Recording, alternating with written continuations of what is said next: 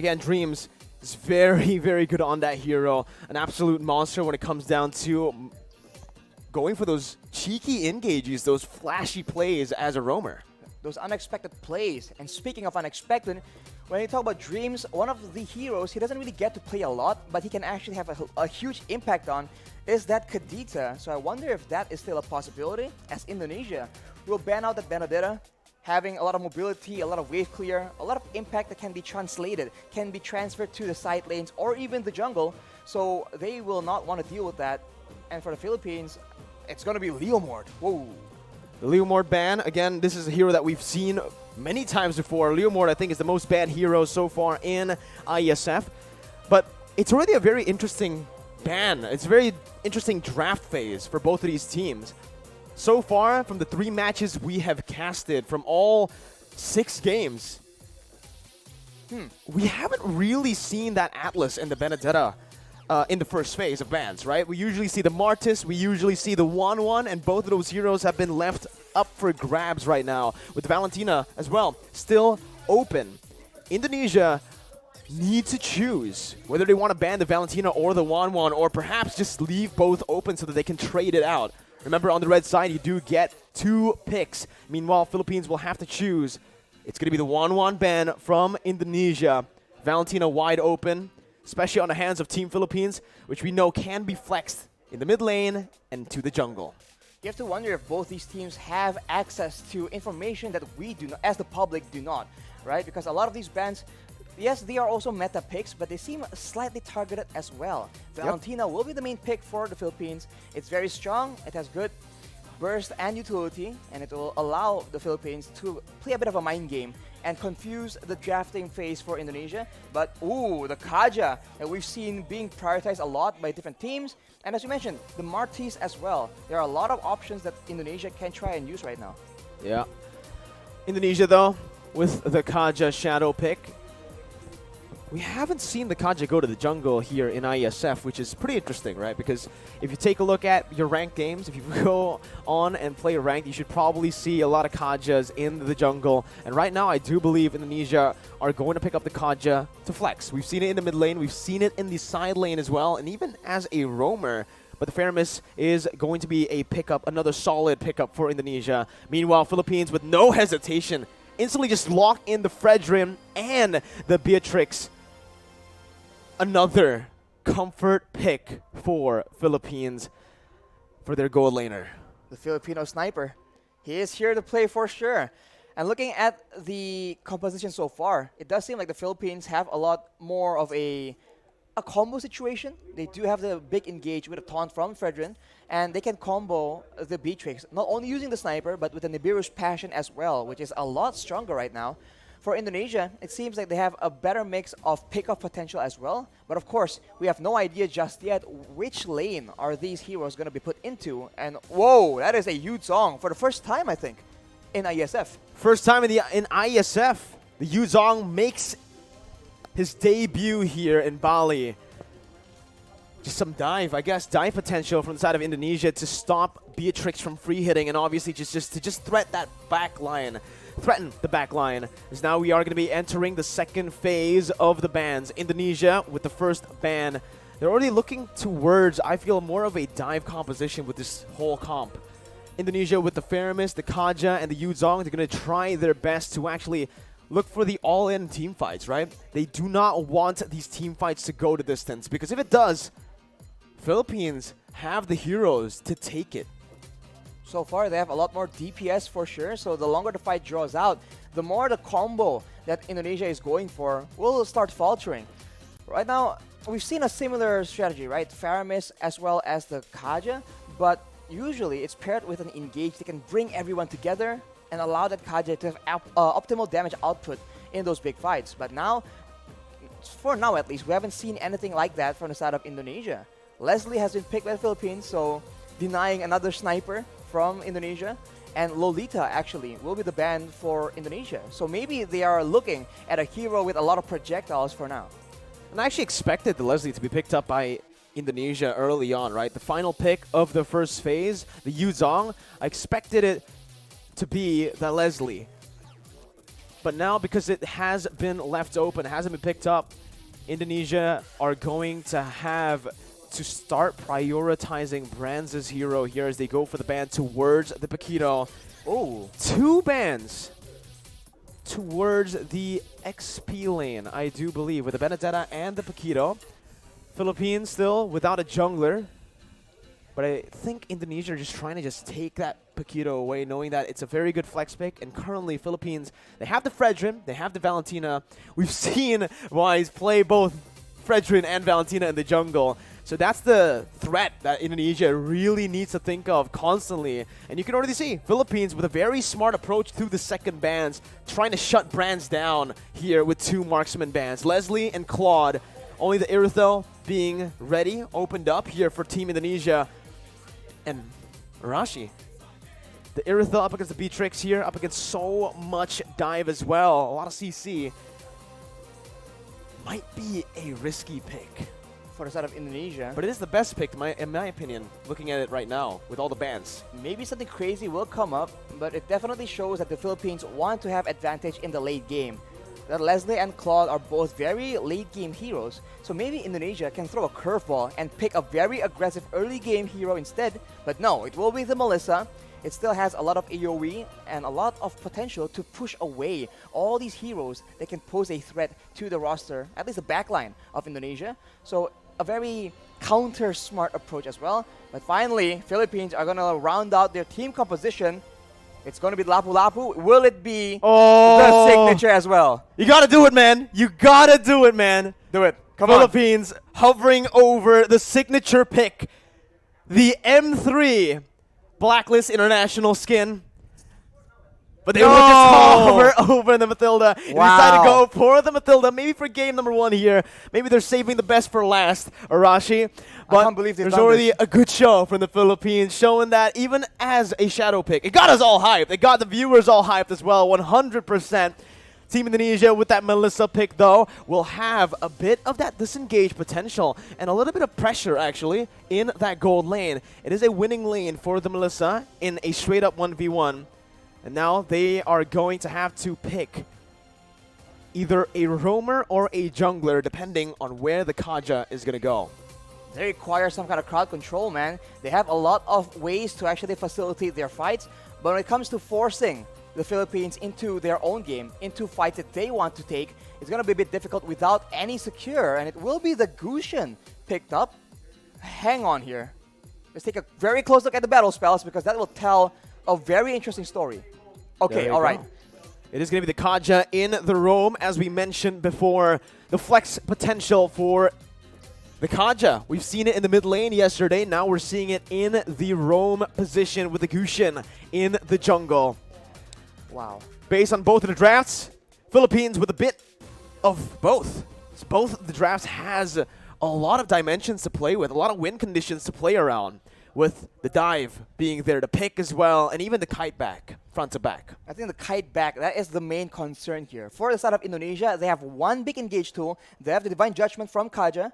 And if that doesn't work out, or if the Philippines put Purifies on their main core heroes, this is going to be a very difficult game for Indonesia if they want to try and snowball, if they want to try and wreak havoc in the plans of the Philippines. Because we know, when it comes to those strategic, slow maneuvers, the Philippines have a bit of an edge.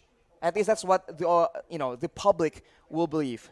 Well, we'll see how the match plays out here, Rashi, as we are going to get ready for the game. We're going to get ready to enter the portal, to enter the Land of Dawn for Team Philippines versus Indonesia on the opening match of day number 2. We're going to dive straight into the Land of Dawn, ladies and gentlemen, for Indonesia versus Philippines. Wow, honestly, the early game is going to be so important here, because at any moment, right, any one of these teams, they can actually get an advantage, and if they do, both Indonesia and Philippines are notorious for taking that kind of lead and actually using it as efficiently as possible and punishing every single mistake. And if they do that, they can set the tone for the mid to late game all the way since as early as the 2nd or 3rd minute. You can see in the start here, both teams wanting to go for just a normal start, not really going for anything too aggressive early on. They both just want to clear their camps, get to a point where they can finally actually deal out some damage, the burst, and obviously use those power spikes well. Here, Arashi, with the pathing of both of the junglers, it does feel like they want to play towards the side laners a little bit early as well. We've also seen many times that Del Rosario on the utility junglers really likes to go and clear that gold lane to help the Beatrix out. Well, the early game, it's going to be so much pressure, so many things for the roamers to do, right? Because in the early game, it's always about how the roamers can facilitate. Will they move towards the gold lane? Will they move towards the mid lane? You know, once you get one of your laners ahead, that will allow you to use that lane as the basis to make plays happen. Well, here it is once again, 2 minutes in, and it's going to be Team Philippines who has a bit more pressure around a turtle with the Black Dragon form being popped in. It's still going to be Del Rosario who secures the retribution on the turtle. Divine Judgment going to be popped in towards Patapop, but it's not going to work. That is a very, very tanky hero. And you can see that despite all the burst damage being used by the Indonesian team, you do see that the Lapu-Lapu, man, is just so tanky. And we've seen this from Malaysia yesterday, actually. Formace able to 1v4. Maybe we'll see a similar play out for the Philippines in the bottom side. 2 minutes in, it's already a neutral objective secure for Team Philippines. And now they're going to look, again, just to play it calmly, play it efficiently. And that's exactly what they need to do. They do not need to go for anything too aggressive here when they have the lead. For the Indonesians, they need to make sure that they abuse that Cult Altar as much as possible. They do have the Black Dragon form as well, so those objective takes are going to be very much in their favor, only if they're able to actually get an advantage and actually capitalize on the fact that they have a bit more crowd control and they have a lot more utility that they can actually abuse to force the Philippines into a tough spot. But of course, if they do go too aggressively, there is a Lapu-Lapu, there is a Valentina, so a lot of counter-engage potential from the side of the Philippines. Well, here it is, another engage coming in, and that's going to be Dreams taken really low. First blood over to Philippines as they're looking for more. That's the IMU doing work, stealing away to the Divine Judgment and picking up another for Imam in the mid lane. That is what you have to be aware of, man. If you don't want to deal with the engage, you can engage on the engager, and that is exactly what the Philippines have done. They take out Dreams, and they hunt for stragglers afterwards. They have the tempo in the game right now, and if you look at the side lanes, that is where the action will start building up. Because with pressure in all the lanes from the Philippines, they're going to try and cut into the jungle and cut off members of Indonesia from their own backup. I just really like how Soriano is taking this lane, is approaching this lane, this matchup, right?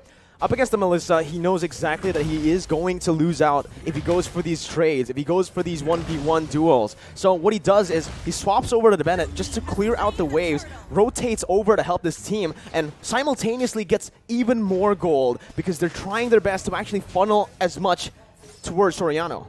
And if Soriano gets a bit more items, he can very easily start poking down members from the side of the Indonesians, because there's only one real tanky frontline member in Psychots, and if he is too low for a fight, it's going to be very difficult for the Indonesians to try and contest any kind of objective. Well, ladies and gentlemen, here, Villa Luna in the gold lane. They're looking for some plays here up in the gold lane. The gold lane for sure has been the target for a lot of plays, but here we go, Nibiru's Passion! Soriano picking up a kill, and now Dreams is going to be very, very low. Gets out just barely here, but you can already see the cut coming in from Del Rosario over the top side. There's going to be flickers over under the tier 2. Dreams not using flicker just yet. Very wise to save that flicker, as he did have a bit of backup. Oof. As we called it out, man, the side lanes. There you go. Indonesia just a bit too late, a bit too behind when it comes to that pressure, and the Philippines absolutely capitalize and punish anybody who doesn't want to back away from their first turret, and they have taken the first structure, the first objective, and with that, they will have a lot more areas on the map to make plays around, and they do have a lot of very good catch. This is it, Arashi. This is the meta that we have been mentioning about. The ultimate bonding experience where they group up as 5 into the mid lane. They start to just put in a lot of mid pressure so that they can actually have more room to play in the side waves. 4 members grouping up and always just dap in that XP lane solo. Villa Luna right now, though, has completed that Radiant Armor. That item reduces damage when it comes to multiple instances of damage. So against a Faramis, against a Kaja or the Gusion, it's going to be very good. But look at that. Pick potential over to Del Rosario, but he comes in using so much damage with the Appraiser's Wrath, taking back a whole lot of HP and outplaying the situation, turning it completely around. It's looking bad for Indonesia, as that's going to be the 3rd turtle over to Philippines with no trades on the board, no turrets, no kills so far. They put a trigger on that play with the objective to try and force the Philippines' hand, but instead the Philippines has all the answers. A tanky front line, 2 tanky front lines in fact, and a lot of utility to ensure that their member stays alive, and afterwards they can just chase and take out members of Indonesia one by one, and even then, they go for the pressure, and it seems like the Indonesians, they have to try and make a huge play happen, or a massive pickoff, but it's going to be very difficult because the positioning from the Philippines is way too good. The setup, the positioning, and the trigger instantly onto Psychots, picking him up, baiting Indonesia over to that bottom side to pick up a free turret and 2 free kills in the process. It does feel like so far in this game, the Philippines are a step, maybe even 2 steps ahead of Team Indonesia, as Dream's going to get knocked up. Imam looking for that follow-up, just to zone Indonesia away from the tier 2 as they look to start sieging down on every single turret. The damage difference right now from both teams is just so difficult to deal with. We mentioned how there's only one real frontline on the side of Indonesia, and look at what happens to him in a big fight. He gets taken out. The cult altar is so non-existent. The Philippines are able to just burst through it and go on with their day. Soriano right now with the Malefic Roar completed. That is a lot of penetration on top of the already insane amount of damage and burst that the Beaches can bring to the table. This is what Philippines loves to do when they're ahead, right? They use the distraction that is Dapadap, who's practically currently unkillable on that Lapu-Lapu. They use him as a distraction in the side lane, solo, picking up a turret. Meanwhile, they set up on the other side. Usually, they like to play on the opposite side and use the conceal to catch the enemies off guard. But there, you can see, again, a curveball thrown over to Indonesia, or maybe Indonesia have done their research onto how Philippines likes to play with the lead. They take another step ahead, and they think 2 steps ahead of Indonesia. Right now, again, it's going to be Divine Judgment coming in, but it's all onto the frontliners with a lot of the resources burnt out. It's going to be Cyclops who jumps in and finishes off Soriano in the back lines, splitting Philippines in 2. Imam now flickering out, getting to safety, but all that was for the Lord. It's a 2-for-1 in the end. 2 kills over to Indonesia for a Lord take. Arashi, who's it worth for? Oof, I think considering the fact that the Philippines are so ahead and they are focusing now more than ever on taking all those structures away from Indonesia, I think the Lord will be very, very beneficial.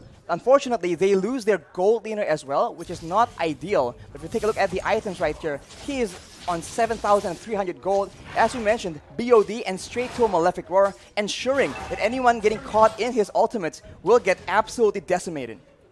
What's another thing that I want to mention is the fact that the 2 kills that Indonesia picked up earlier was onto 2 members with no bounty. There was no shutdown there. So even though Indonesia were able to find some kills, it was just normal gold. It wasn't the added gold that we usually see.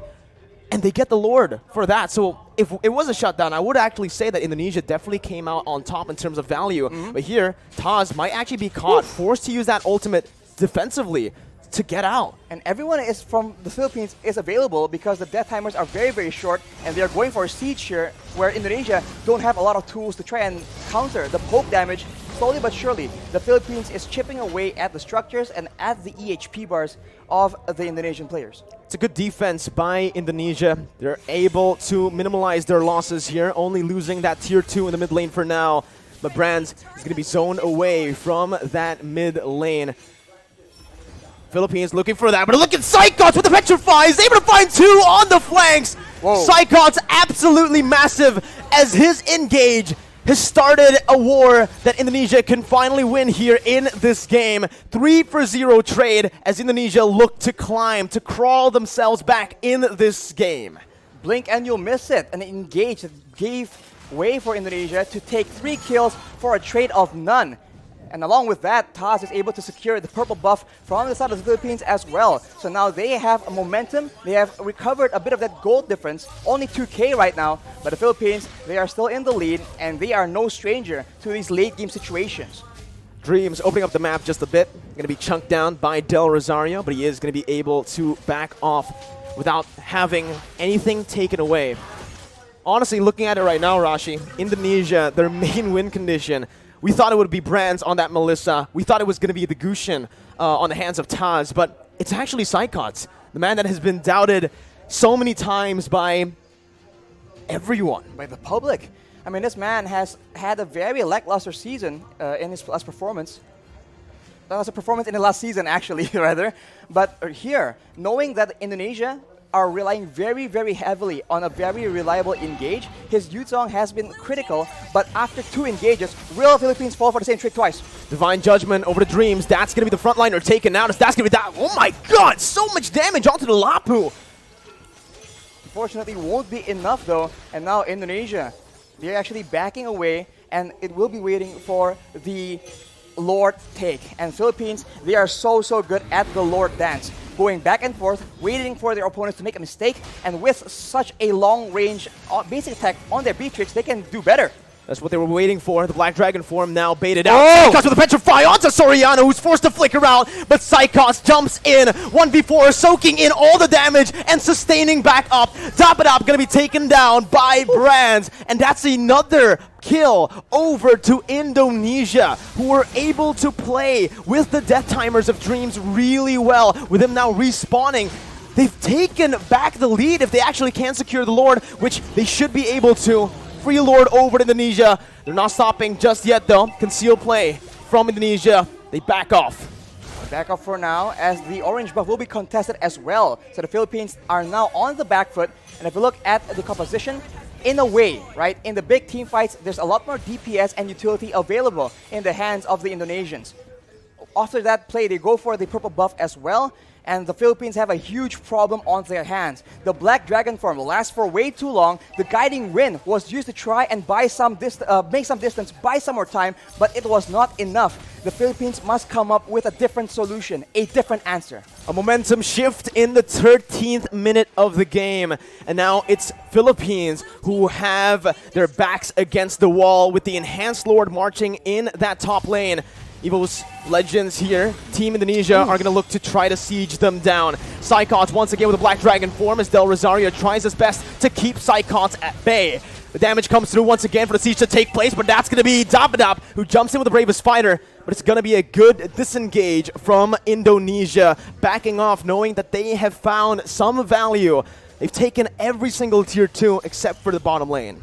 And look at how Sycots is playing around with his Petrify, man. He goes in for the Black Dragon form, but he doesn't always use that Petrify. And when you think about it, the Petrify is what makes these engages so dangerous. It guarantees the Furious Dive knockup, and that is what allows Indonesia to just be a lot more elusive. And as we talked about it earlier, this is what is so dangerous. They can feint around, act like they're about to engage a fight, and then back away. The Philippines need to identify the right moment and then adjust accordingly. Do they want to go and fight after the Black Dragon form is down, or do they want to just stall? Villaluna with that circling eagle over the Brands, but it's going to be baited in with the cold ultra placed as well. Soriano targeted by the flanks, and that's going to be Taz who picks up the Beatrix. Soriano taken down, Brands in the midst of it all, still life stealing with his fire! Bro! It's massive! He is an absolute beast as he wins the battle for Indonesia! It's a 4-0 trade! Indonesia with a comeback here with the tides turned completely. Only Villaluna left to defend with the mini wave crashing in. Villaluna going to be brought back by the Shadow Stampede. Villaluna outside of the base, and Indonesia with the Divine Judgment onto Villaluna will go for the base to pick up the first game of the series. Oh my god, what an upset! It looked like the Philippines were going to cruise to an easy victory, but the Indonesians pull through. 1-0 right now, and they have shown that against all odds, against all the hate and the doubters, they are here to stay. Give the MVP over to Psychos, man. Wow. What a performance and what a statement here. We predicted Philippines, man. Wow. Oh my goodness gracious. The caster curse strikes again. Caster curse strikes You again. can never make a right prediction. It just does not work like that. Indonesia, having an elite, but of course, calm down a bit because the Philippines are no stranger to this position.